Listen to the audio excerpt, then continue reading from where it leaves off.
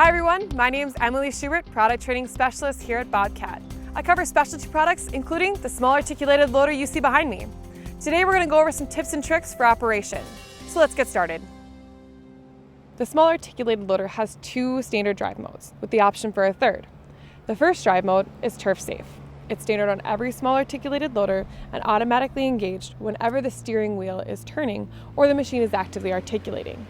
All four tires are going to be turning independently, allowing the machine to travel smoothly over finished surfaces without disturbing the ground. So if you're turning, the inside tires slow down, outside tires speed up. The small articulated loader won't skid over the ground, hence the term turf safe. The second drive mode is high traction. This is another standard and automatically engaged drive mode. When the steering wheel is held steady, the front and rear tires move at the same pace, providing forward motion. The third drive mode is optional. Traction assist is manually engaged with a switch by the operator interlock. When the switch is depressed, it is in use. When the switch is not actively being pressed, it is off. This is meant to be used in adverse conditions like a mudslide or snow.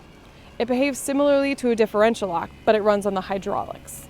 Think of it like a friend is helping you push your car out. It's a rocking motion. Hold the switch and go forward and backward until the machine is back on steady, firm ground. The small articulated loader was designed to drive over finished surfaces, so you won't have to rework the ground after the job has been completed, saving you time and money. Each of the tires has a separate motor, allowing each to travel independently.